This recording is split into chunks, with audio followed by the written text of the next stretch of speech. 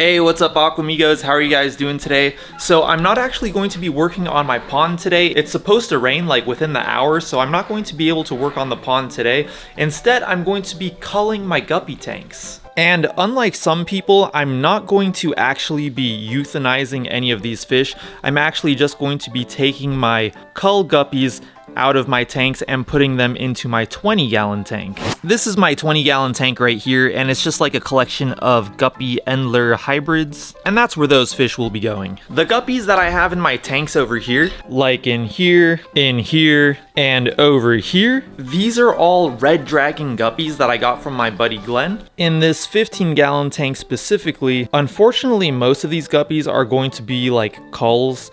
There might only be a total of like maybe 3 or 4 male guppies in here that I really think are nice looking. Yeah, I'm pretty sure that's one of them back there. Or no, maybe not. Yeah, that is one of them. That's definitely one of them. So yeah, guys, unfortunately, most of the guppies in this tank, at least, are going to be culls. But I also don't want to take out too many guppies at once, because then it will be, like, in my opinion, too much of an extra bio load in the 20-gallon tank. So I don't want to move too many of these guppies at once. So anyways, guys, let's just go ahead and get started and see what we can do. So I'm netting out guppies that don't seem to have the traits that I want passed on, and as you'll see, I'm mostly picking out males since I don't see too much variation in my females, and I actually don't really seem to have any females that I would consider to have really good physical traits either, so I'm just going to leave those and I'll see what happens in the future. Alright guys, so I just want to give you guys a little update. So these are the guppies right here that I've gotten so far. There is like one fry in there that I grabbed by mistake. But there are some genetic traits that I've seen in these guppies that I don't really want getting passed on to my other guppies. For one, there's this one that's kind of sitting near the bottom.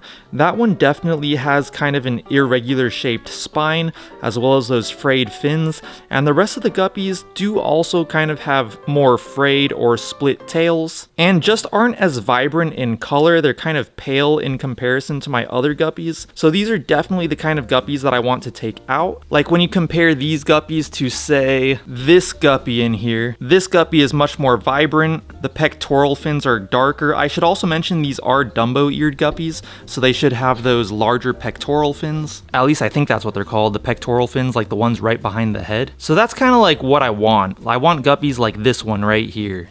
That's what I'm looking for. And just one more look for comparison's sake. And before I move on to the 10-gallon, I want to just get these guppies into the 20-gallon first, and then we'll start on the 10-gallon. And next, what I'm doing here is I'm drip acclimating these fish to my 20-gallon tank. The temperatures in my tanks do vary slightly, so I thought it would be best to drip acclimate them. Another thing I just wanted to mention about guppies really quick is that it might kind of seem like my tanks are stocked pretty heavily. However, I don't necessarily feel like they are overstocked. The fish still seem to have enough personal space to themselves. There's a lot of objects in the tanks that break up the space. And what I kind of noticed with my guppies, and I actually also noticed this in my pool pond with my goldfish, and it's that once you have a certain amount of adult fish, so in this case guppies, I've kind of noticed that the population and the tank will kind of balance itself out. Like you might see a huge increase in guppy fry initially, but once you reach a certain amount of adult guppies in the tank, sure, more fry will probably be produced, but then you'll also have a lot more adult guppies that will try to eat those fry. And the population of the tank won't really seem to be increasing going forward. So I was actually taking another look at the guppies in my 10-gallon tank, and it turns out there aren't really as many in that tank that I want to cull. Maybe only like 1 or 2. I would say I definitely have a lot more better males in this tank than in my 15-gallon tank. Like that one right there is pretty nice. I did notice one with kind of a shorter tail that I might take out, and there are a lot of females in this tank. I don't know exactly what I'm going to do yet. Maybe I need to just let these guppies grow out a little bit more, but I think I'm probably only going to take out like maybe 1 or 2 from this tank, like that one right there.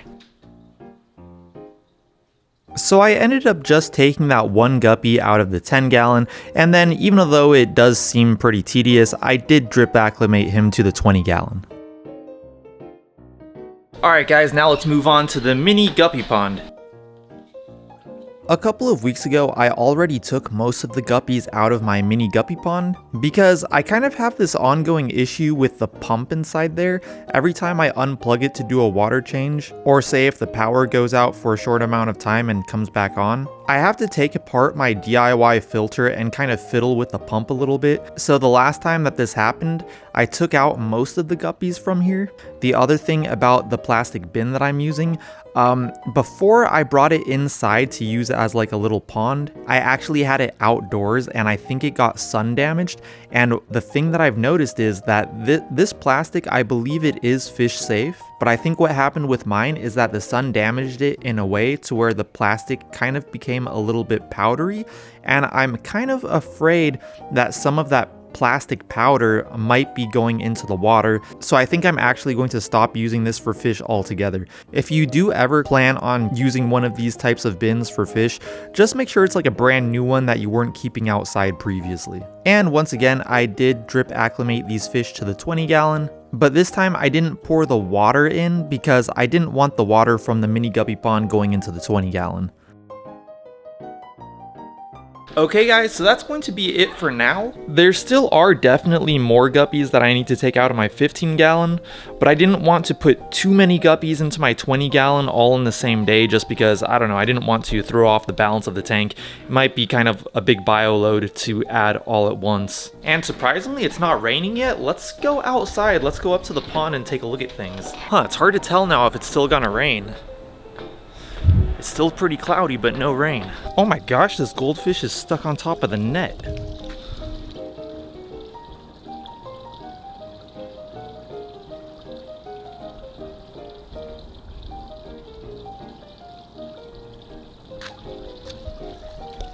It's a good thing I came out when I did. This net, I guess, I don't know, this net must have fallen into the pond and went underwater, and that fish must have just swam on top of it. But yeah guys, here is the new koi pond.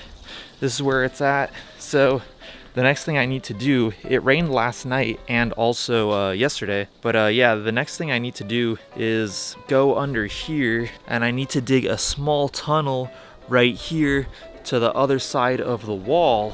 And before I do that, of course, I do need to drain the pond quite a bit. And then I need to dig the tunnel out, make a hole in the liner so my skimmer can come out and up. And yeah, that's the next step. So as long as we don't have any more rain, I'll probably come out and get started with that tomorrow. So yeah guys, more pond content coming really soon. As for my Aquamigos spotlight for this video, I'd like to give a huge shout out to West Brom Koi. He has a koi YouTube channel as well. I'll go ahead and put the link to his YouTube channel down in the description below in case you'd like to check it out. And if you guys did like this video, I'd really appreciate it if you went down there and gave this video a like. If you would like to see more fish and pond videos by me in the future, make sure to hit that subscribe button and also that bell notifications button. I'll go ahead and put my Instagram right here so you can follow me there, and I'll talk to you guys in my next video. Peace.